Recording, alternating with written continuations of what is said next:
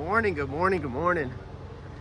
All right, we got some work to do. So we're trying to make 710 on Sunday is the plan. But we got some stuff that we got to get ready first. So we had a whole bed full. We got to get this rear end painted. So it is about 8:30 a.m. on, what day are we on? Thursday. And we need to get this thing painted, that way it's dry by 4 or 5 o'clock. So I'm gonna show y'all how I paint a rear end and how I do that, in case you want to paint your rear end after you do all this fab work. This is a beautiful piece of art, and I think this thing really needs to have the appropriate color brought to life. So I think black would be a little too boring for this piece, since this piece is so nice. Kind of want it underneath the car and really to stand out. So I think we're gonna paint it the same color as the engine block. If you know, the engine block in the car is painted this beautiful blue base coat, clear coat. That's actually painted high solid clear coat. So the engine actually has, it's like $1,000 or $800 a gallon clear coat on the engine. We're not gonna use expensive clear coat on the rear end. We're gonna use some other stuff I got, but we're gonna shoot it, I think, the same color and add a little razzle dazzle to it while we're at it, and also go ahead and hit the 4-link bars, I think. So let's get this thing out, and I'll walk through the steps on prepping your rear end for paint in this video. Let's roll. All right, and just in case you didn't get to see it in the last video, because it was a little dark, the workmanship in this thing is just absolutely freaking phenomenal, man. This has got to be my favorite part right here, is that the anti-roll bar is removable. So as you can see, there's a bracket that bolts this thing on. So we're gonna be able to take this apart for paint. And then, like I said, if we ever want to make an anti-roll bar change, we literally just unbolt this, fab a new one on the table to the same width dimensions and the same tab dimensions, and we're good to go. We just bolt it right back on. I mean, that is the coolest, trickiest thing that I have personally seen. For somebody that likes to make changes, as you've learned on this channel, I'm always looking for ways to make sure things are removable when normal people would maybe not have them removable. So super freaking stoked to get this thing in the car. And then also didn't get to show it great in the last one, but there is the wishbone mount. That thing is just freaking, it is solid, dude. It is solid. That is amazing. So my last one was just so jankety and just not good. Last one you can see over here is just some thin plate, and I made this just laying on the ground in the garage. So you can see that bottom one is really thin. I think I actually cut that one myself, and the top one was a tab I had. So yeah, huge upgrades. So let's get this thing prepped. The first thing we're gonna do is break it down, obviously, from mock-up. So we're gonna go ahead and get our shock mounts out of here, so we don't want them in there. And then we're gonna go ahead and take our anti-roll bar off. That way we can get all the way around it. And we'll take our arms off, and we'll take the center out, the roll bar, all that good stuff. That way we can hang it up and get painted all the way around it. And then we'll just be taping all this up. This also needs to be flushed out with some more brake parts cleaner. So I'm probably gonna go ahead and do that real fast, make sure we got all of the sand and everything out of it. And then we will be good to move forward with starting the prep. We need to grind a little bit on this. We've got these right here. This is where I cut into the axle tube. If you remember, I just nicked it when we were taking the brackets off originally in the first video. So they just laid some well over it. So I just want to smooth that out a little bit to clean that up. And then we want to cut these ears off right here on this guy, because like I said, we're gonna get a plug that goes in here, but this is extra unneeded weight just hanging off your rear end. So I want to get rid of all the weight that I can, you know, without compromising anything. And we're gonna pull a couple ounces out of the brake calipers also. So let's get at it. All right, so how are we prepping this rear end? Well, this is how, literally, brake parts cleaner. So paint does not stick to slick surfaces such as glass. So if you paint your windows in your car, then paint's not gonna stick to it, right? I think everybody knows that, okay? However, all of this metal has been handled, grinded on, it has been beat up so much that I promise you, no matter what anybody says, that this metal is not slick. It is far from slick. The axle tubes, all of this stuff has been grinded and prepped for weld. And it's just as far from slick as possible. So therefore our paint will stick to this stuff just perfectly fine. Now we're also going to add an adhesion promoter to it, just like if you're familiar with the channel, that we do pretty much on everything. And that's going to help it stick. Now, if you're ever worried about something, we did take them 2 slugs off. So that's, I mean, that's some freaking thick stuff, man. That's it's a couple ounces there. And that's how people are always like, man, how's your car light? Or how do these lightweight cars get so light? They get rid of all the bull crap. So even though this is all, like, this is not chromoly, so you could have did chromoly and went a lot lighter. Okay, these are mild steel brackets, mild, all this stuff. Even though you could have went hard, I can't afford that. But what I can afford to do is I can afford to cut these tabs off. So you can get ounces off of your stuff wherever you can, and then that adds up to pounds, and then pounds eventually adds up to 100 pounds off the whole car.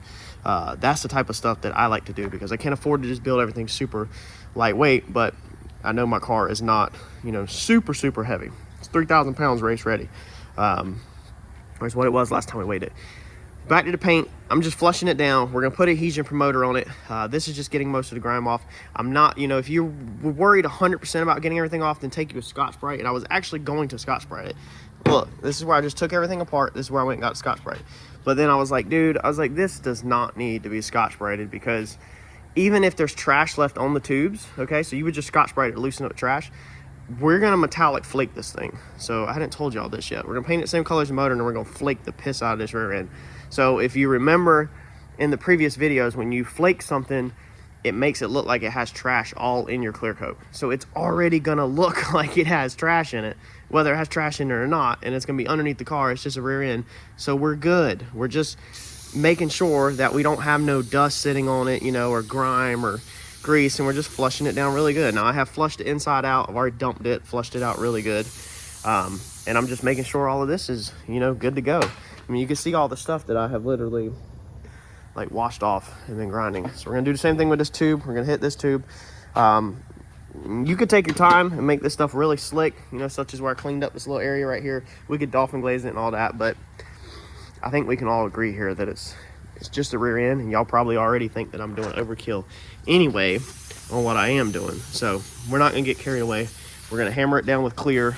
We're not scared of runs, so I'm not afraid if this thing runs or anything. But we get this thing finished brake washing it, and I don't want to use water. I don't want to use soap and water. If you watch previous videos, you know I soap and water most everything with Scotch-Brite, but obviously we don't want to use soap and water, because then that's going to make it rust pretty quick, and I don't think the brake parts cleaner makes it rust quite like, you know, soap and water. So all right, let's get this thing in the booth. Got to get some stuff out of the way, and let's get ready to paint this bad boy. All right, so first step, as normal, Bulldog adhesion promoter.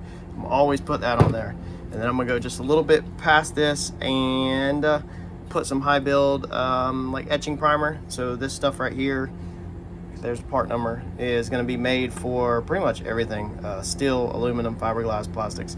We're just trying to do the best we can, put as many products on there as we can to make sure this paint sticks. Now this is a 1K, there's no hardener in it. You can use a 2K, which I don't have any 2K up here. I do have, this is the hardener for the 2K that you would normally use, but I don't have any today. So I'm just gonna dust coat just a little bit with some rattle can primer. I don't even think this is needed. I think Bulldog is plenty, but I'm gonna just put this on just to get us started. And then we're gonna roll straight into our base coat. So let's go get this on, because I just got done with the Bulldog.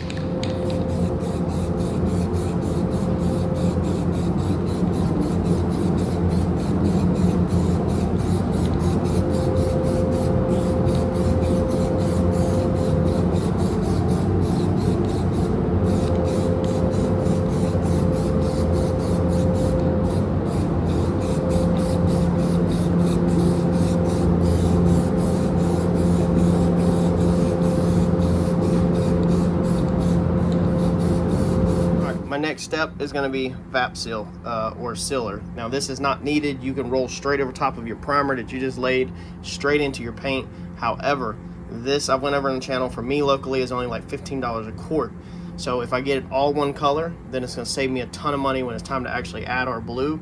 to it because it's all going to be equal and uniform, versus if you have, you know, the axle where the center pumpkin is one color and then the tubes are another color. This is going to give me an equal, same color foundation to get started on. You can also use some old scrap paint that you got, silver, black, blue, like whatever, just get a uniform color that's going to work good over the color you're using. And you can roll from there. I mean, I could literally spray yellow if I wanted to. Just one uniform color as a foundation to paint over top of.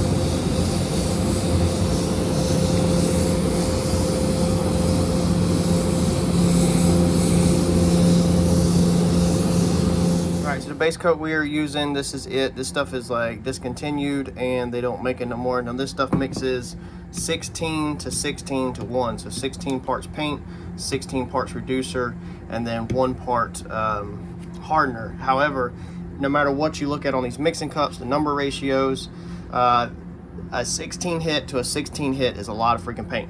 So I cut it in half and I did actually a number 8 on the side right here. And this little cup did another number 8 of reducer, and it will do a 0.5 of hardener. But instead of measuring out the 0.5 of hardener, man, I got it everywhere. We're just gonna splash some hardener in there and rock and roll with it. But this is the color for anybody that's wondering. For our clear coat, I'm just using some cheap Vitek, super cheap paint. And let's see here, do I got hardener? Yes. Doing that, I was gonna put metal flake in it. I literally have the House of Color flakes out right here, but I decided against it because the engine's not flaked, and you're not really gonna see it, like it's under the car. So we're gonna skip the metal flake just to make it more simple. And if we run it with metal flake in it, then all the flake will bunch up in the run, and then you'll see the run. So if we run it with this clear, the clear is gonna be clear, and you won't really you won't see the run as noticeable. And I've already ran the base coat a couple times, so definitely a chance of running the clear coat, even I'm gonna try to take my time on it. But let's get this thing mixed up. We'll shoot the clear on it, and then I will show y'all what it turns out like. Now I'm going to tell you that this stuff is extremely hard to paint like this because you're all upside down and nooks and crannies. So majority of the gun settings, I have my fan pattern choked in pretty decent. I start out with it open and kind of dust everything, but then I turn it in where it's just kind of like a pinpoint, but back it off enough where it's just not like puddling when you hit it. And then I kind of use this gun as like an airbrush gun and kind of hit the tubes. Being the tubes are round, all the gravity wants to pull all the paint down to the bottom and wants to run on the bottom. So you got to be careful. If you can dust coat everything and just take your time and just keep dusting until you get full coverage, then you're going to be a lot better off than trying to go at it fast. I'm a little impatient this morning, so I've already put a couple runs in it. All right, so there we go. Got it all painted. Turned out pretty good. It's got runs in it. There's actually drips all over the floor where it's dripped off of stuff. But the way some of this stuff runs, you don't really see it. Let's see here, like that runs. Them runs right there were from pretty early, the base coat, which I normally never ran base coat. This stuff's hard, man, when you're trying to get around all these angles and you're building it all up like this right here. There you go, it's perfect. So look at them runs. But the whole thing is that when this thing is tucked underneath the car, if you look under the car, you're just gonna see all of this blue. Like you're not gonna be looking that close. I mean, by the time it gets all dressed up, brake lines, wishbone, everything else, you know, sensors and stuff, bolts right here, shock bolts, all that stuff. I mean, they're there. They're not gonna be hid, but dude, it's not that big of a deal. Look at that. So, but like I said, if you take your time, look at that one. That one just dripped. You missed it. If you take your time and go slower, you'll get better results. But I'm not looking for perfection by any means.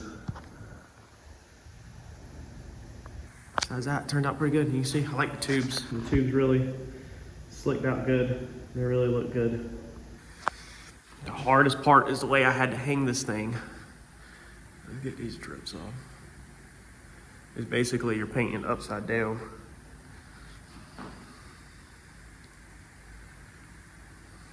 I think it's gonna look good though. I really do. I really do. All right, well, that's gonna be it. That's how you paint and run your rear end. So get out in your garage, hang it on your engine stand, blast it. You can use all kinds of different paint. I did forget to do the 4-link bars, completely freaking forgot. Don't feel like going through all them steps again. So we're just either gonna rattle can them with chassis paint, or we're gonna do the hammered paint that we brush on like we did the other stuff.